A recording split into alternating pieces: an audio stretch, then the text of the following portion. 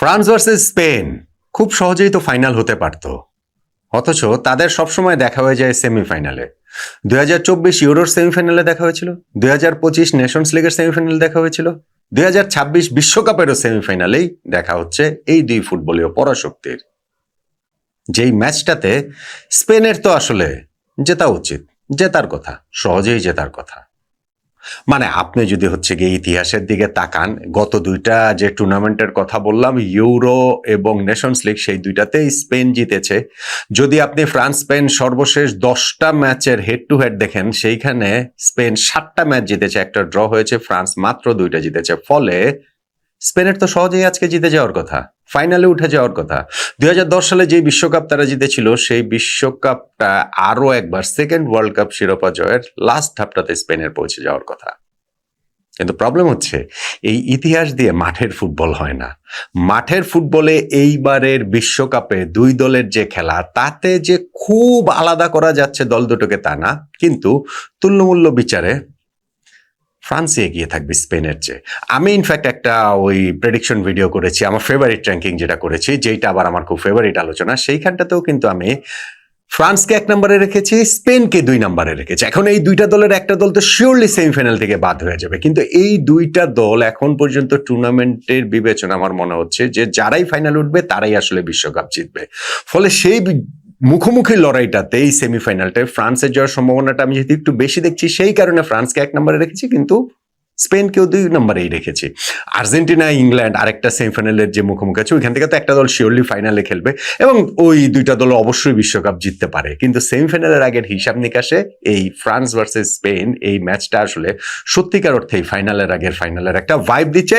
স্পেনের কোচ দে la Fuente কিন্তু exactly এই কথাটাই বলেছেন যে ফাইনালের আগের ফাইনাল এই ম্যাচটা, সেইটা আর্জেন্টিনা ইংল্যান্ডের কোচ প্লেয়ার বা তারাও তাদের পয়েন্ট অফ ভিউ থেকে সেইভাবে আসলে বলতেই পারে। পয়েন্ট হচ্ছে গিয়ে এই যে ম্যাচটা হচ্ছে, সেইখানটাতে আসলে ডিফারেন্সটা মেক করে দিবে কি, কোন জায়গাটাতে লড়াই হবে। লড়াইটা হবে ফ্রান্সের অ্যাটাকের সঙ্গে স্পেনের ডিফেন্স, এবং এইটা এত চর্চিত হচ্ছে, একটু অবাক করার মতো। মানে মনে হচ্ছে যে ব্রাজিল ভার্সেস ইতালি খেলা হচ্ছে, যে অ্যাটাকিং ফুটবলের সঙ্গে ডিফেন্সিভ ফুটবল, বা ফ্রান্স ভার্সেস ইতালিও বলতে পারেন। ফ্রান্স তো অ্যাটাকিং ফুটবলের জন্য তাদের খ্যাতি রয়েছে, কিন্তু স্পেন ডিফেন্সিভ ফুটবল, তাদের ডিফেন্স এত ভালো, সেইটাই বিশ্বকাপের চর্চায় ফ্রান্সের অ্যাটাকের সঙ্গে সেই তুলনায় চলে আসছে। মানে কি, যে এইটা সাম্প্রতিক সময় শুধু না, একেবারে ইতিহাস ধরে আসলে টান দিয়ে দিয়েছে। কেন আসলে এরকম ঘটনাটা ঘটছে এবং আলটিমেটলি কি সত্যি সেইটা ডিসাইড করে দেবে কিনা। দেখেন, গত বছরের জুন মাসে যেই নেশনস লিগের সেমিফাইনালে মুখোমুখি হয়েছিল ফ্রান্স স্পেন, যেখানে ফ্রান্স 5-4 গোলে হেরে গিয়েছিল স্পেনের কাছে, সেই ম্যাচের রেজাল্টটা কিন্তু একটু মিসলিডিং।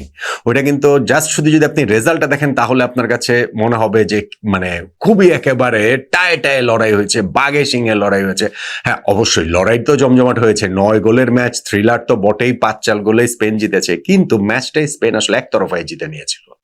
তারা শুরুতে 4-0 গোলে এগিয়ে গেছে, ফ্রান্স একটা গোল শোধ দিয়ে 4-1 করেছে, তারপরে তারা আরো একটা গোল দিয়ে 5-1 করে নিয়েছে।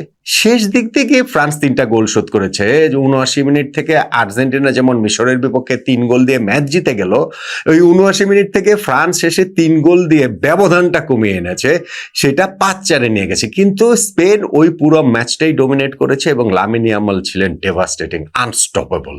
ফলে ওইটা একটু মিসলিডিং, যে না, ম্যাচটা যেরকম হয়েছে মনে হচ্ছে তা না, স্পেন ওই ম্যাচটা খুবই ডোমিনেট করে খেলেছে।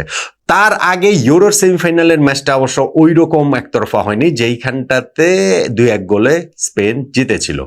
এখন এই ম্যাচটার ক্ষেত্রে অনেক গোল এই ম্যাচটাতে আছে, সেটা আমরা বলছি ফ্রান্সের পয়েন্ট অফ ভিউ থেকে। ফ্রান্স এবারের বিশ্বকাপে তাদের যে অ্যাটাকিং ট্রায়ো, যেটা আসলে কোয়ার্ট্রেট হয়ে যায়, সেই ট্রায়ের মধ্যে কিলিয়ান এমবাপ্পে, উসমান ডেম্বেলে এবং মাইকেল ওলিসে রয়েছেন, এবং কোয়ার্ট্রেটে 4th জন এসে ওইখানে ডিজায়ার দুয়ে অথবা ব্রাডলি বার্কোলা অ্যাড হন।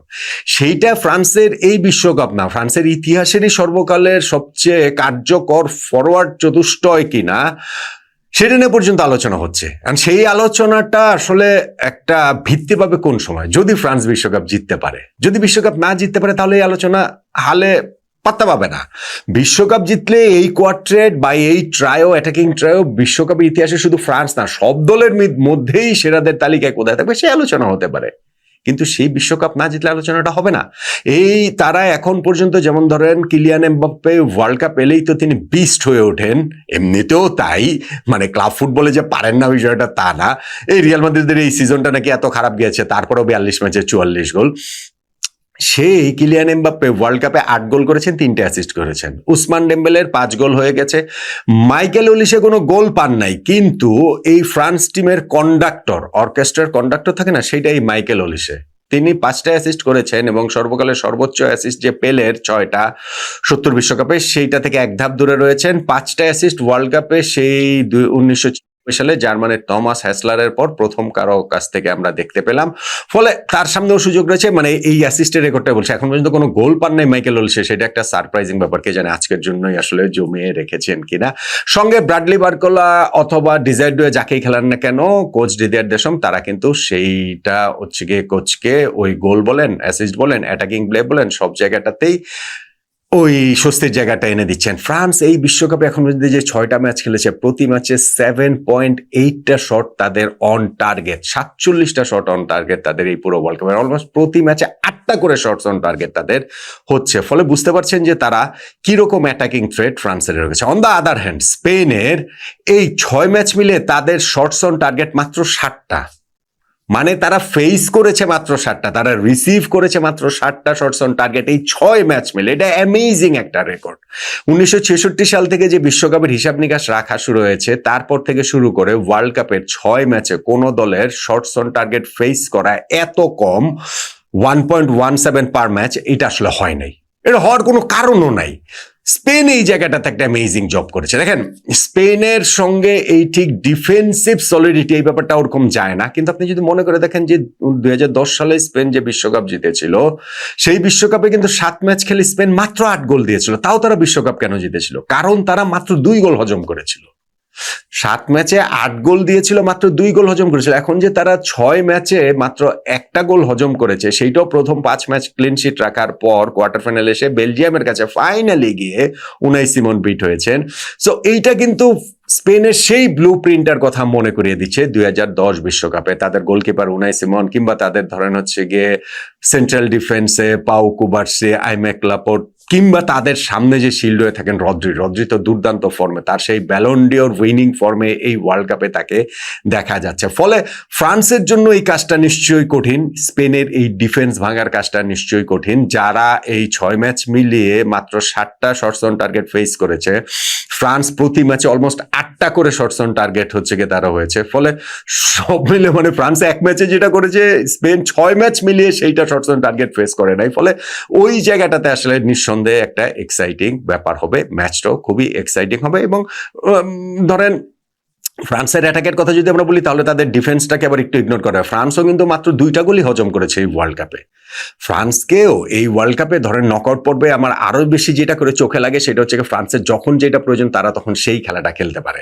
নকআউট পর্বের প্রথম ম্যাচে সুইডেনের বিপক্ষে 3-0 গোলের জয়ে তারা চোখ ধাঁধানো ফুটবল খেলেছে, তাদেরকে উড়িয়ে দিয়েছে। নেক্সট ম্যাচটা প্যারাগুয়ে আগলি ফুটবল খেললো, ফ্রান্সও তাদের ওই ডার্ক আর্টে আগলি সেটটা বের করে আনলো, ওইভাবেই তারা ম্যাচটা জিতে গেছে।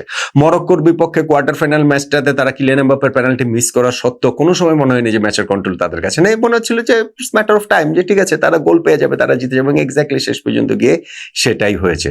ফলে স্পেনের বিপক্ষে এই ম্যাচটা আসলে শুরুতে গোল পড়ে, স্পেনও কিন্তু 11টা গোল করেছে, স্পেনে যে গোল কম করেছে তা না, কিন্তু স্পেনের ক্ষেত্রে ওইটা ফ্রান্সের মতো বলা যাবে না। কেননা ধরেন লাস্ট 2টা ম্যাচেই তাদের উতরাতে হয়েছে পর্তুগাল এবং বেলজিয়ামের মতো এলিট ইউরোপিয়ান পাওয়ার হাউস, ঠিক আছে, কিন্তু সেক্ষেত্রে মিকেল মরনো তিনি বেঞ্চ থেকে এসে গোল দিয়ে লাস্ট মোমেন্টে তাদেরকে ত্রাতা হয়ে উঠেছেন। ফলে স্পেনের কিন্তু আসলে ওই রকম জায়গাটা নাই। হ্যাঁ, এইখানে স্পেনের একটা যে সংকটের জায়গা, সেটা হচ্ছে লামিন ইয়ামালকে এখনো লামিন ইয়ামালের মতো দেখা যাচ্ছে না, ওই রকম বিস্ফোরক শ্রেষ্ঠত্বে দেখা যাচ্ছে না। ওই যে তার পেস, ওই যে তার কাট করে ইনসাইডে ঢুকে পড়া, ওই যে তার ট্রিকারি, ওই যে ডিফেন্সকে নাচানো, ওই যে গোল করানো, ওই লামিন ইয়ামাল ইনজুরি ঝেড়ে ফেলে এখনো পুরোপুরি আমরা দেখতে পাইনি। কে জানে আজকের ম্যাচের জন্য হয়তো জমিয়ে রেখেছেন, কে জানে নিকো উইলিয়ামস অন্য সাইড থেকে নেই বলেই হয়তো বা তার ঠিক তাল লয় ছন্দটা ঠিক মিলছে না। নিকো উইলিয়ামস তাকে এখন খেলার মতো ফিট, কোচ দে লা ফুয়েন্তে তাকে ফার্স্ট 11-এ খেলান কিনা উইলিয়ামস এবং ইয়ামাল এই দুইজন যদি দুই সাইডে খেলেন তাহলে এই স্পেন অ্যাটাকিং ফুটবলে অন্যরকম হয়ে ওঠার চান্স রয়েছে। মিকেল মরেনো মনে হয় না ফার্স্ট 11-এ খেলানো হবে, কেননা ওয়ারজাবাল সেখানে আছেন এবং তিনিও 4টা গোল টুর্নামেন্টে এখন পর্যন্ত করেছেন। ফলে এই যে ম্যাচটা হচ্ছে ফ্রান্স ভার্সেস স্পেন, সেইটাকে ওইভাবে ম্যাচের আবহ যে ফ্রান্সের অ্যাটাক ভার্সেস স্পেনের ডিফেন্স, হ্যাঁ এই ওয়ার্ল্ড কাপের হিসাব নিকাশ যদি আপনি ধরেন তাহলে সেভাবে বলাই যায়। আপনি যদি ধরেন যে এই সাম্প্রতিক সময়ের যে হিস্ট্রি, গত 2টা ম্যাচে ফ্রান্সের জয়, গত স্পেনের জয়, গত 10টা ম্যাচের মধ্যে 7টাতে স্পেনের জয়, তাতে ফ্রান্সকে আপনি হয়তো স্পেনকে আপনি হয়তো একটুখানি এগিয়ে রাখবেন। কিন্তু আমার কাছে আমি বারবার ফ্রান্স বলে ফেলছি, কারণ আমার কাছে মনে হচ্ছে যে এই টুর্নামেন্টের বিবেচনাতে আসলে ফ্রান্স স্পেনের চেয়ে আসলে এগিয়ে, এবং সত্যিকার অর্থেই এটা ফাইনালের আগের ফাইনাল। এবং আমার কাছে মনে হচ্ছে বা আমার যে প্রেডিকশন সেটা হচ্ছে স্পেন তুমুল লড়াই দিবে এবং সেইখানটাতে শেষ পর্যন্ত গিয়ে ফ্রান্স বিজয়ী হবে। হাই স্কোরিং ম্যাচ, অনেক অনেক গোলের ম্যাচ, দুই দলের লাস্ট মুখোমুখিতে যেমন 9 গোল হয়েছে ওই রকম ম্যাচ। আমার মনে হয় না যে ওরকম হাই স্কোরিং থ্রিলার এটা হবে। টাইট ম্যাচ হবে, কিন্তু সেই টাইট ম্যাচে কোনো একটা ম্যাজিক, কোনো একটা ভুল কারো, কোনো একটা ডিসিশন রেফারিং সবকিছু মিলিয়ে ম্যাচের রেজাল্টটা কোনো এক পক্ষে চলে যাবে এবং যেই দলটাই জিতবে তারা ওইটা ফিল করবে যে বিশ্বকাপটা তাদের আসলে কোট অ্যান্ড কোট অধিকার। এই ম্যাচ যদি জিততে পারে তাহলে বিশ্বকাপের সঙ্গে একেবারে স্পর্শের দূরত্বে চলে আসবে। এবং আমার সেই প্রেডিকশনের জায়গাটা হচ্ছে ফ্রান্স এই ম্যাচে স্পেনকে হারিয়ে ফাইনালে উঠবে। আপনার প্রেডিকশন কি জানাতে পারেন।